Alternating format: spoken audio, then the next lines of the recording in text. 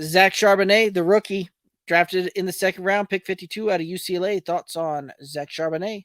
Kind of touching on that a little bit, right? Kind of going that RB 30 to 35 range, has the potential to return a little bit of value there, although I don't think it's nearly as much as some others in that area, because when you start looking around Charbonnet, AJ Dillon, Samaje Perine. So Samaje Perine is going to get a lot of run in Denver. Like, even with Javonte Williams coming back, they're going to kind of baby that along, especially the first half of the season, to make sure that Javonte's up to snuff and up to speed.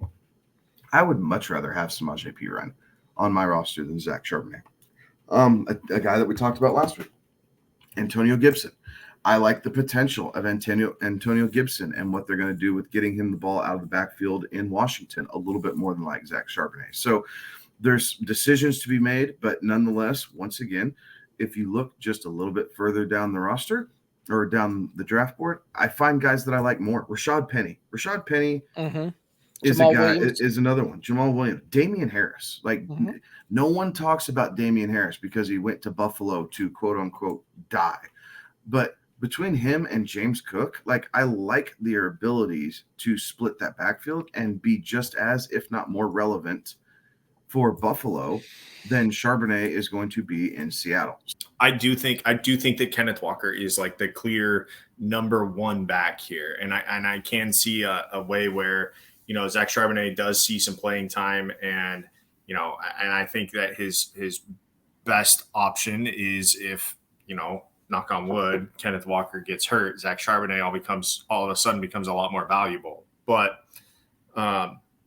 maybe this is just me as a current Kenneth Walker owner trying to not speak it into existence, because I really don't want Zach Charbonnet to be a thorn in Kenneth Walker's side when it comes to fantasy production, because I need Kenneth Walker to be good this year.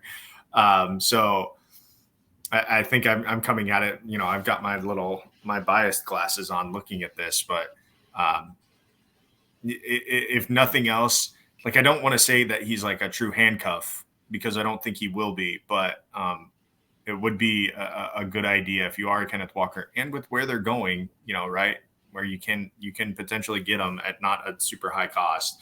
If you are a Kenneth Walker, owner, that Zach Charbonnet should be on your list of when is he about to hear his name called, and should you react to that? It's not going to surprise me if you see this thing, kind of be almost a 55-45 type of split when it's all said and done. Like, these guys here, I think, will ultimately kind of cannibalize into each other. And even if, you're talking about Seattle potentially having the running backs being more involved in the passing game, things like that, these guys weren't overly targeting the wide receivers or the running backs last year, right? 84 total targets all year long. So there's not a ton of those things to go around. And even if you increase that, you'd have to increase that significantly for it to really play out to any standalone value, or one of these running backs to take pretty much all of that work for it to, equate to fantasy volume and fantasy points to it. So as much as I like the player Charbonnet, as much as I like the player Kenneth Walker, I'm going to have a hard time staring down on the draft board and pulling the trigger on that when there's other guys in that same range that I'd rather go with, and I think will return better value.